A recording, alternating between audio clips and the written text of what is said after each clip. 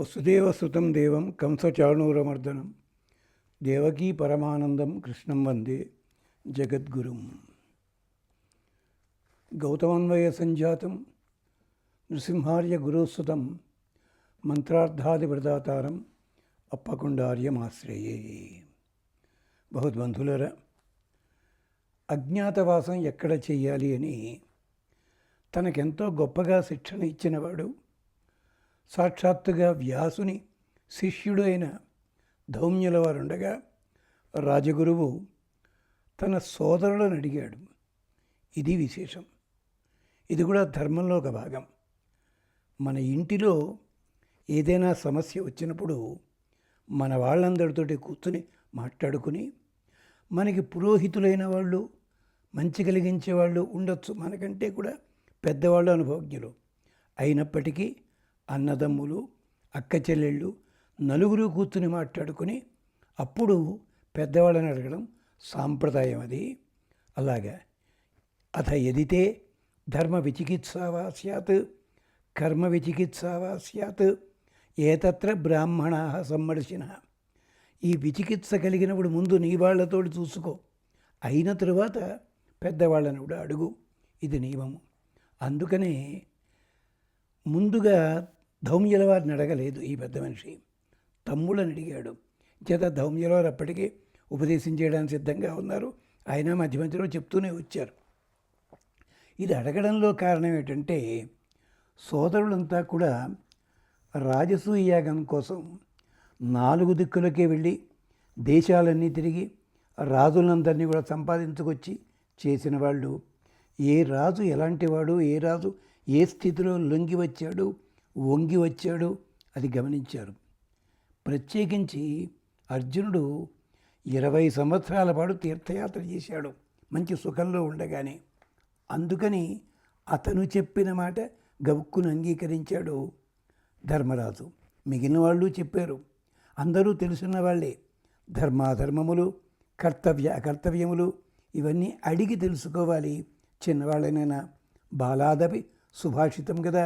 అందుకని చెప్పి అక్కడ మరి ద్రౌపదిని అడగచ్చు కదయ్యా. ద్రౌపది మనస్సంతా పాక్షికంగా ఉంటుంది. గమనించండి. తను కష్టపడింది దుర్యోధనాదుల సంహారం మీదే దృష్టి ఉంది తప్ప, పగ తీర్చుకోవడం తప్ప ఇంకో మాట లేదు. ఇక్కడే ఓ మాట చెప్పాలి. ఐరావతి కార్వి అని ఒక ప్రముఖ రచయిత్రి ఒక మన ఇండియన్ ఫిలాసఫీ మీద, ఇండియన్ మైథాలజీ మీద పుస్తకం మీద రాసింది. అకాడమీ అవార్డు కూడా వచ్చిందట.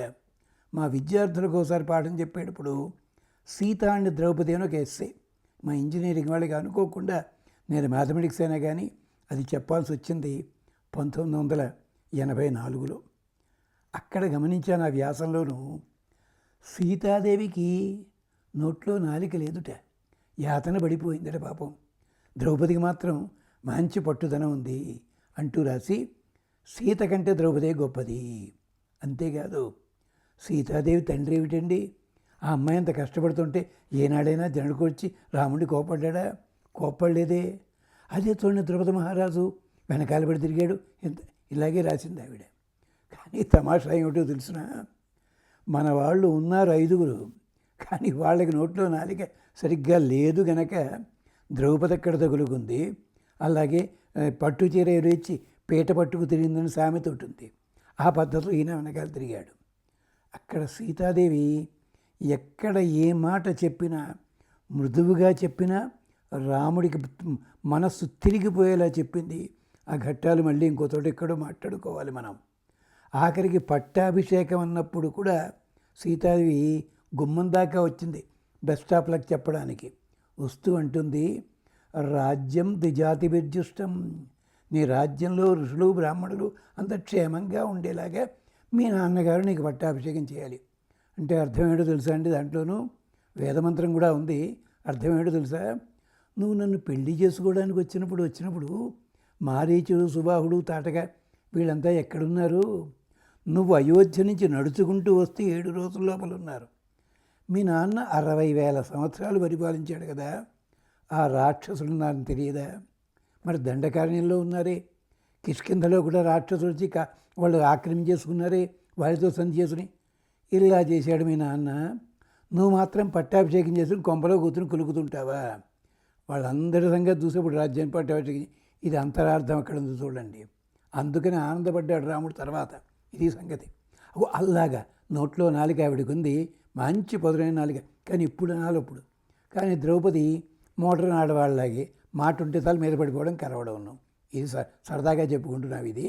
అంచేత ద్రౌపదిని అడగలేదు ధర్మరాజు ఏ దేశం బాగుంటుంది అని చెప్పి.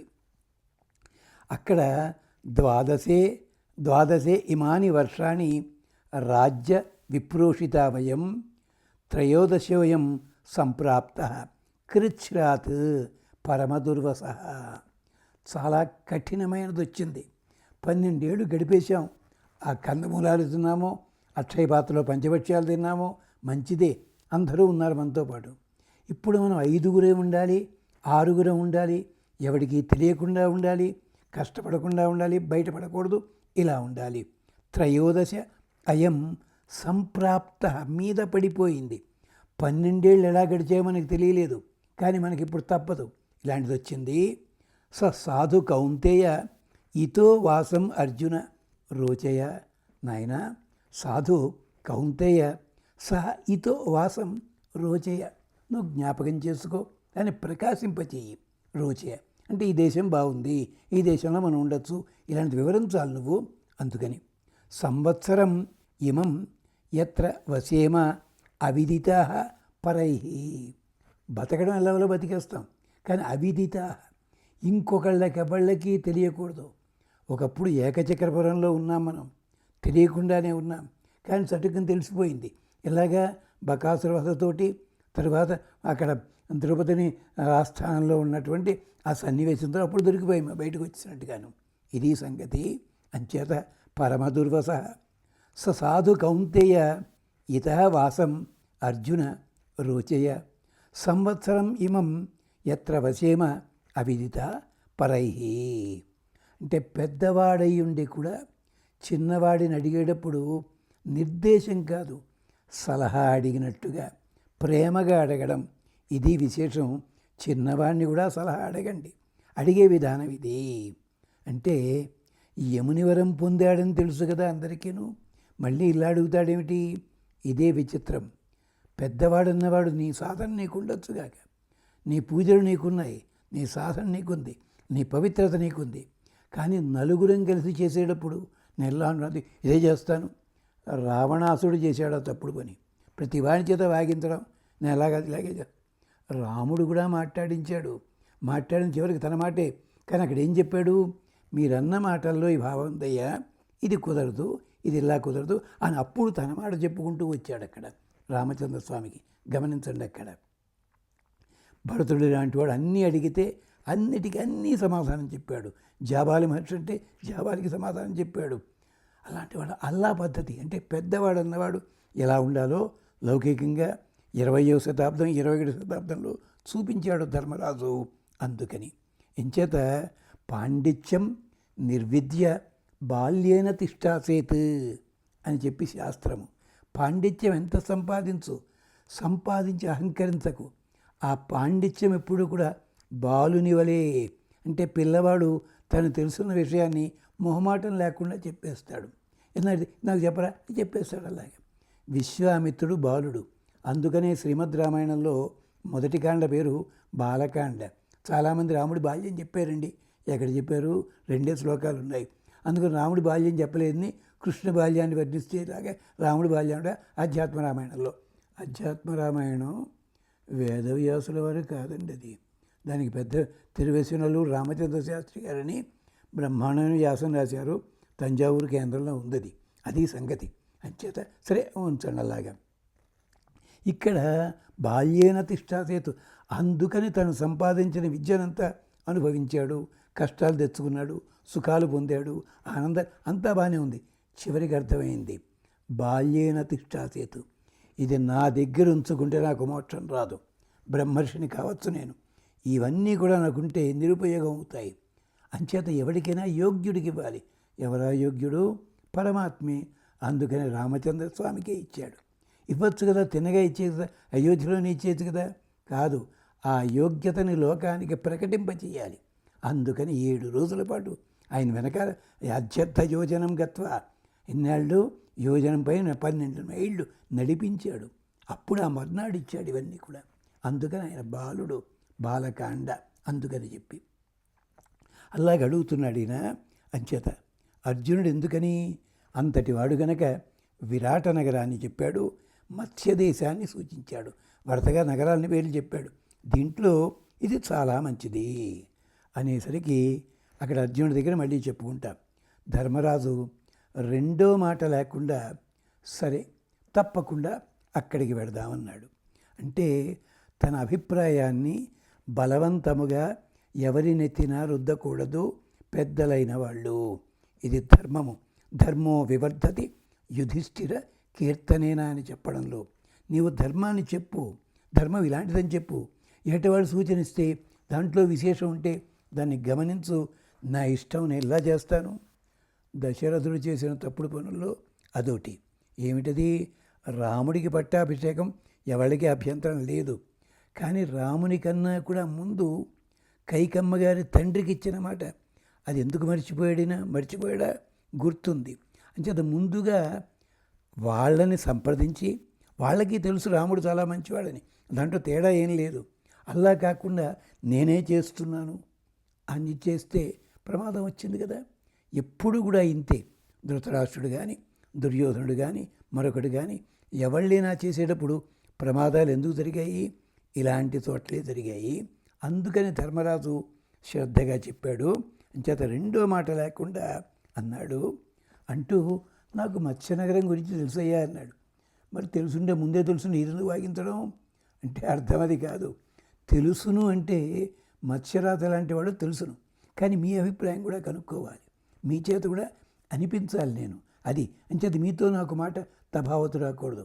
విభీషణ శరణాగతి లోపల కూడా రామచంద్రస్వామి అందరి చేత మాట్లాడించి అభయం మయాదత్తం అన్నాడు.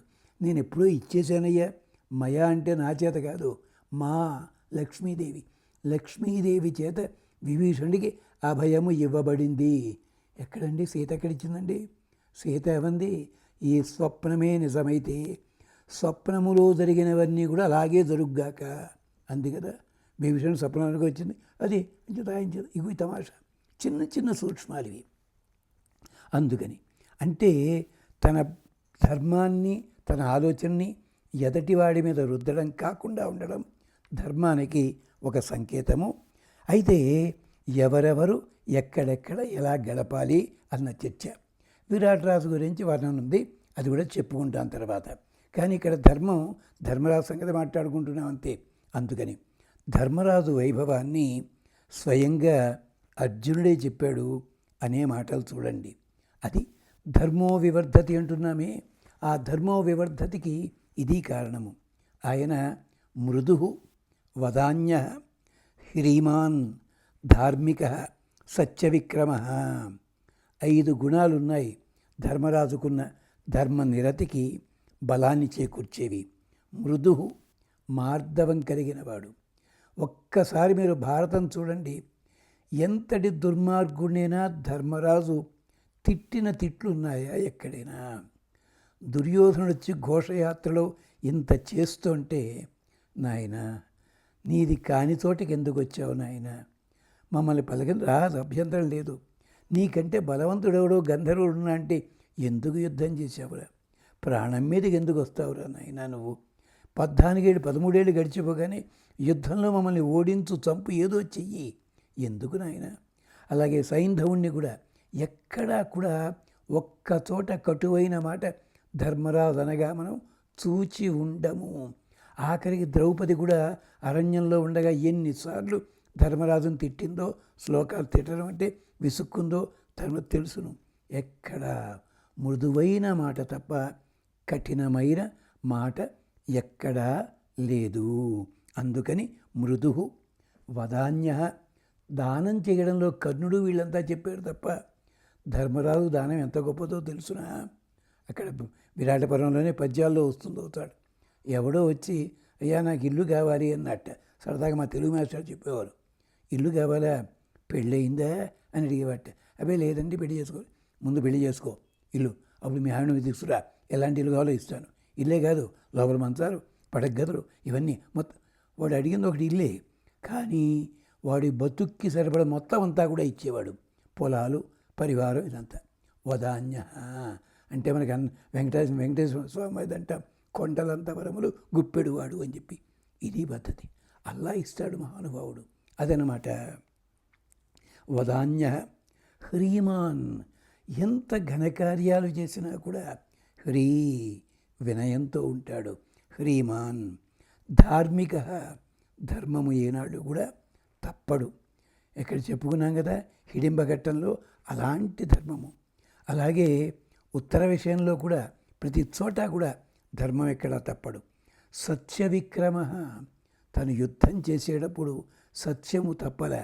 అయితే అశ్వత్థామ హతః కుంజర అని చెప్పడంలో ఉద్దేశం ఏమిటి? అశ్వత్థామ హత కుంజర అని శ్లోకం చదువుతాం తప్ప అక్కడ ఈ మహానుభావుడు దుష్టజ్ఞుడు వచ్చి తల నరుకుతాడు అనుకోలే. ఆయన చేత అస్త్ర సన్యాసం చేయించాలి, దానికోసమే అన్నాడు తప్ప అది కూడా ద్రోణుడికి ఒక్కడికే వినిపించేలా అన్నాడు.